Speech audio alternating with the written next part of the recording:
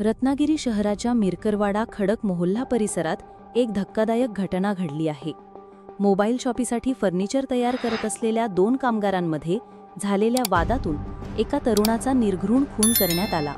या घटनेमुळे परिसरात नागरिकांनी मोठी गर्दी केली होती.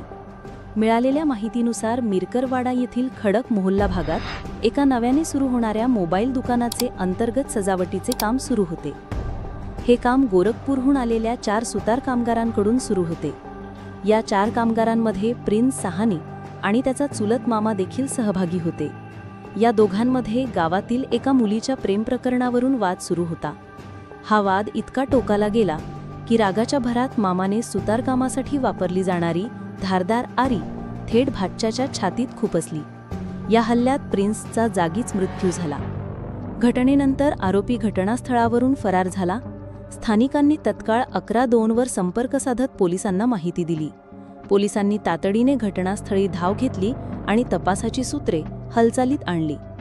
एक पथक घटनास्थळी रवाना करण्यात आलं तर दुसरं पथक थेट रत्नागिरी रेल्वे स्थानकावर पोहोचलं.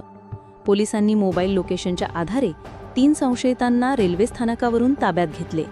या घटनेचा पंचनामा करण्यात आला असून मृतदेह उत्तरीय तपासणीसाठी जिल्हा रुग्णालयात पाठवण्यात आला आहे. प्राथमिक चौकशीत प्रेम प्रकरण या हत्येच्या मागचं कारण असल्याचं स्पष्ट झालं आहे. या घटनेचा पोलीस अधिक तपास करत असून लवकरच या गुन्ह्याचा छडा लागेल असा विश्वास पोलिसांनी व्यक्त केला आहे. या घटनेबाबत पोलीस अधीक्षक नितीन बगाटे यांनी माहिती दिली आहे. ते काय म्हणाले पाहूयात. मिरकरवाडा रत्नागिरी शहर हातीमध्ये कार्पेंटरचे काम करत असताना प्रिन्स निषाद या तरुणाचा खून झालेला आहे. त्याच्यामध्ये आम्ही नीरज निषाद, अनुज चौरसिया आणि रविकुमार भारती या 3 आरोपींना ताब्यात घेतलेला आहे आणि पुढील तपास पोलीस करत आहेत. अशाच नवनवीन घडामोडी पाहण्यासाठी 24 न्यूज चॅनलला आत्ताच सबस्क्राईब करा, शेअर करा आणि बेल आयकॉनला प्रेस करायला विसरू नका. आणि हो, तुमची प्रतिक्रिया देखील कॉमेंट बॉक्समध्ये नोंदवा.